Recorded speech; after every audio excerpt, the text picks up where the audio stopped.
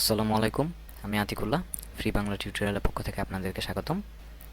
আজকে আমরা ভিউ নিয়ে কিছু কথাবার্তা বলবো। তো এখানে দেখুন, আমি একটি ব্যানার ওপেন করে রেখেছি এবং এই ব্যানারটির এখানে আমরা যে আমাদের যে আউটলাইনটি রয়েছে, মানে মাপটি রয়েছে, সেই মাপটি এখন এখানে দেখলে রাইট মাউসে এই রুলারের উপরে ক্লিক করলে আমরা দেখতে পাচ্ছি যে এখানে ইঞ্চিতে মাপটা রয়েছে।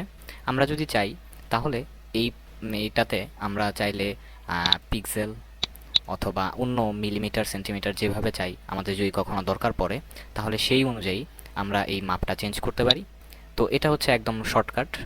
আর ম্যানুয়ালি যদি করতে যাই তাহলে এখানে ফাইলের আন্ডারে ডকুমেন্ট সেটআপ, এবং আরেকটি কথা বলে রাখি যে ডকুমেন্ট সেটআপের শর্টকাট কি এখানে দেখতেই পাচ্ছেন, অল্টার কন্ট্রোল পি।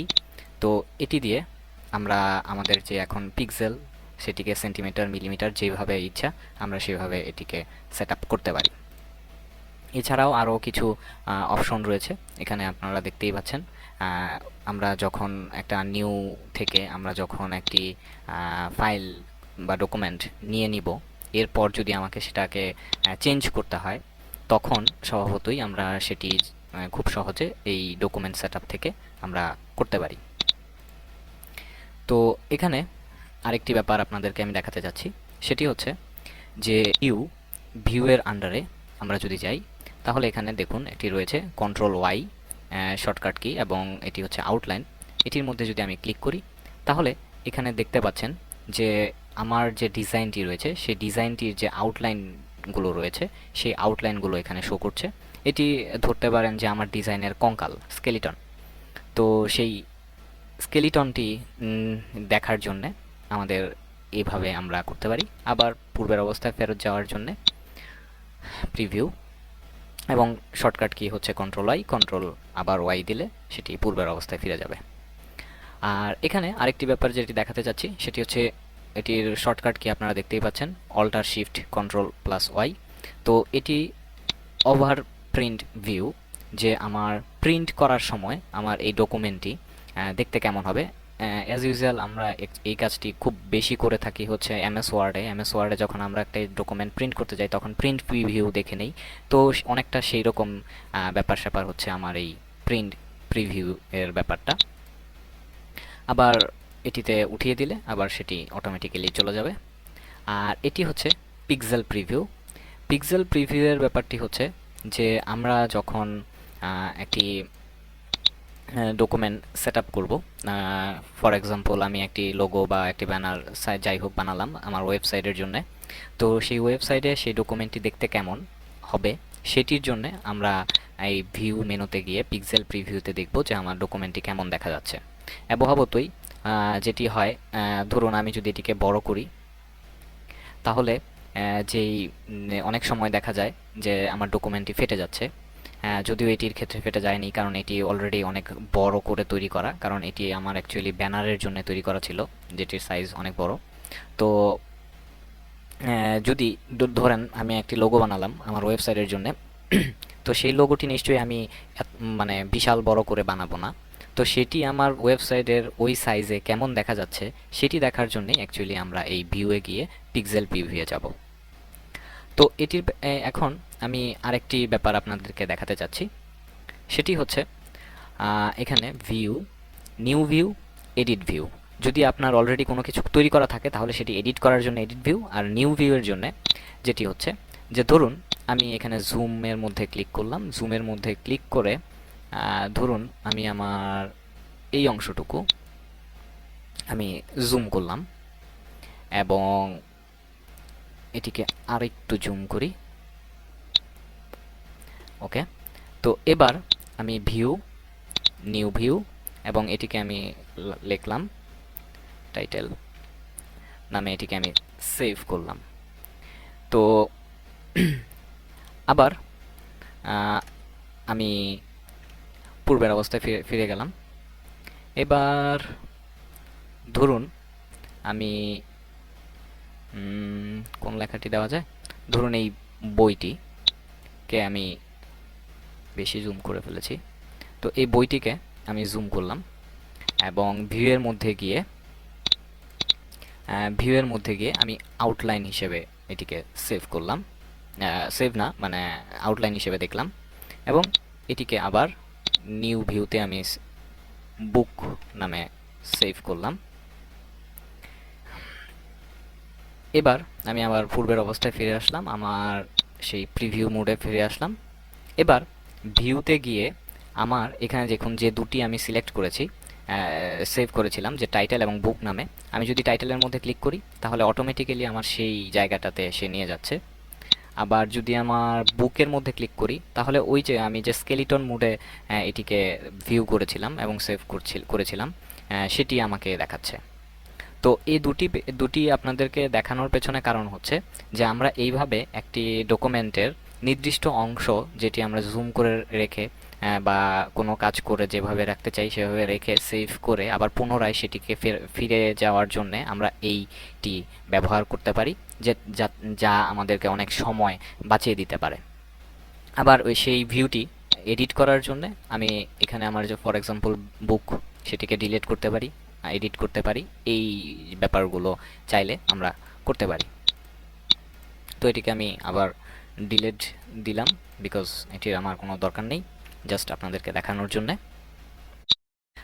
এবার আমরা যে কাজটি করব সেটি হচ্ছে যে এখানে দেখুন যে আমার এখানে যেই অবজেক্টটি রয়েছে, আমরা যদি চাই সেই অবজেক্টটি অবজেক্ট হাইড সিলেকশন, আমি যদি আমার যেই অংশটুকু সিলেক্ট করে রেখেছিলাম সেই অংশটুকুকে আমি হাইড করে দিয়েছি। এবং এখানে আমরা যদি সেই লেয়ার প্যানেলটির মধ্যে দেখি, সেই লেয়ার প্যানেলটির মধ্যে যে অংশটুকু আমার হাইড হয়েছে, এই অংশটুকু আমার হাইড হয়েছে এবং এখানে যে চোখের মতো একটি চিহ্ন সেটি চলে গেছে। তো আমরা এটি ম্যানুয়ালি এই অবজেক্ট থেকে করেছিলাম, এবং এখানে আবার যদি আমি শো অল দেই তাহলে আবার পুনরায় সেটি ফেরত চলে আসছে। এবং স্বভাবতই এখানে আপনারা হাইড সিলেকশন কন্ট্রোল 3 এবং শো এর জন্য অল্টার কন্ট্রোল 3, এই কাজটি খুব সহজে খুব দ্রুত যেটি করা যেতে পারে এই এই লেয়ারের মধ্যে, যে আমরা যদি এখানে ক্লিক করি চলে যাচ্ছে, আবার এটির মধ্যে যদি ক্লিক করি আবার ফেরত চলে আসছে। এবার আরেকটি যেটি খুব দরকারি যে কাজটি সেটি হচ্ছে যে ধরুন আমার এই পিছনের যে ব্যাকগ্রাউন্ড যেটি এই যে একটু আগে হাইড করলাম আবার শো করলাম, আমার এই ব্যাকগ্রাউন্ডটি আমি কাজ শেষ, এটিকে আমার আর কাজ করার দরকার নাই, কিন্তু এটির উপরে আমার যে এই foundation school admission going on এই টাইপের যে কথাবার্তাগুলো রয়েছে এগুলো নিয়ে আমি এখন কাজ করি। কিন্তু এগুলো নিয়ে কাজ করতে গেলে দেখা যাচ্ছে যে আমার নিচের ব্যাকগ্রাউন্ডটা ডিস্টার্ব করতেছে, একটু পরপর সরে যাচ্ছে বা এরকম কিছু। তো সেটির জন্য আমরা যেটি করতে পারি সেটি হচ্ছে যে আমরা এই অপশনটুকু মানে নিচের এই ব্যাকগ্রাউন্ডটুকু এটিকে সিলেক্ট করলাম, সিলেক্ট করে ঠিক এই চোখের পাশে যেই অংশটুকু রয়েছে সেটার মধ্যে যদি আমি সিম্পলি ক্লিক করি তাহলে আমার ওই অংশটুকু মানে পিছনের যে ব্যাকগ্রাউন্ডটি রয়েছে সেই অংশটুকু আমার দেখুন আর কোনো কিছু করা যাচ্ছে না, এটিকে সরানো যাচ্ছে না। কিন্তু আমার যে উপরের এই admission going on foundation school এবং উপরে মানে এই ব্যাকগ্রাউন্ডের উপরে যে লেখাগুলো রয়েছে সেই লেখাগুলো অ্যাজ ইউজুয়াল যেরকমভাবে আমি এডিট করতে চাই সেগুলো আমি ইজিলি এডিট করতে পারবো, শুধুমাত্র আমার ব্যাকগ্রাউন্ডটা ঠিক থাকছে এবং ব্যাকগ্রাউন্ডে কোনো সমস্যা হচ্ছে না। তো এটিকে আবার পূর্বের অবস্থায় ফেরত নিয়ে আসার জন্য আমি এই তালা চিহ্নটি আবার উঠিয়ে দিলাম। এবার দেখুন আমার নিচের যেই ব্যাকগ্রাউন্ডটি রয়েছে সেটি আবার এডিটেবল হয়ে গেছে।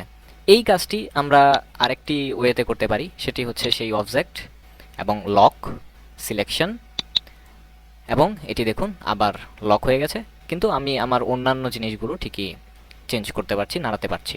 আবার সেটিকে করার জন্য আনলক অল, এবং স্বভাবতই আমার সবগুলো এখন আনলক হয়ে গেছে, যে কোনো জিনিসটি আমি পরিবর্ধন করতে পারবো। এবার আমি যে কাজটি করতে যাচ্ছি সেটি হচ্ছে যে ধরুন আমি একটি নতুন ফাইল নিলাম এবং এটির মধ্যে লিখলাম ARTBOARD আর্টবোর্ড, এবং এটি আমি ওয়েভের জন্য নিলাম এবং 600, এবং এখানে আমি নিলাম 4টি এবং এটিকে আমি ওকে দিলাম। তো এখানে আমার 4টি হলো। তো এই 4টির জন্য আমরা ইচ্ছা করলে এইখানে আর্টবোর্ড টুলস যেটি শিফট ও দিয়ে আমরা চাইলে সেই আর্টবোর্ড টুলসটি এখানে আবার ছোট বড় করতে পারি। আবার এই টুলসগুলো এখানেও দেখুন যে উপরে আমার এখানে টুলসগুলো শো করছে যে কোনটি কিভাবে, এবং স্বভাবতই এখানে আর্টবোর্ড অপশন রয়েছে। আমরা চাইলে এখন আমরা 1 নাম্বারটি সিলেক্ট করে রেখেছি, এই জন্য 1 নাম্বার আর্টবোর্ড 1 এখানে দেখাচ্ছে। আমরা এখান থেকে উইথ, হাইট, এক্স ওয়াই ইয়াগুলো, প্রপোর্শনগুলো এবং ওরিয়েন্টেশন, যে হরিজন্টালি, ভার্টিক্যালি, এবং show centre mark, show cross, এইসব আদার্স যেই অপশনগুলো সেটি এখানে রয়েছে। এবং আমরা চাইলে সেটি আমরা এখান থেকে ডিলিট করতে পারি, ওকে, আবার ক্যান্সেল। আবার ঠিক একইভাবে এখানে দেখুন যে আমার আর্টবোর্ড নামে যেই লেয়ারটি রয়েছে, সেই আর্টবোর্ড টুলস প্যানেলটি রয়েছে, সেই আর্টবোর্ড টুলস প্যানেলে আমি চাইলে এটিকে উপরে, এই আর্টবোর্ড 1টি উপরে চলে আসছে। আবার এখানে আমি নতুন একটি আর্টবোর্ড নিতে পারি, আবার এখান থেকে চাইলে আমি ডিলিট করতে পারি। তো এভাবে আমরা আর্টবোর্ড, বিভিন্ন আর্টবোর্ড নিয়ে কাজ করতে পারি একসাথে একটি টুলসের মধ্যে, এবং এটি অনেক সময় দরকার পড়তে পারে। তো সেই কারণে অ্যাকচুয়ালি আপনাদেরকে দেখানো। তো যদি কখনো দরকার পড়ে তাহলে আমরা এভাবে সেটি নিয়ে কাজ করতে পারি, এবং স্বভাবতই আমরা ইচ্ছা করলে এটির এক একটির এক এক সাইজ আমাদের ইচ্ছা মতো। এবং এখানে দেখুন আমার যে কন্ট্রোল প্যানেলটি, সেই কন্ট্রোল প্যানেলের মধ্যেও সেম অপশনগুলো চলে এসছে। আমরা যদি চাই তাহলে এই লেয়ার এর মধ্যে থেকে, সরি, এই কন্ট্রোল প্যানেলের মধ্যে থেকেও আমরা চেঞ্জ করতে পারি, আবার এখান থেকেও আমরা জিনিসগুলো চেঞ্জ করতে পারি, এবং সেভারাল আর্টবোর্ড নিয়ে আমরা কাজ করতে পারি। তো বন্ধুরা, আজকে এ পর্যন্তই।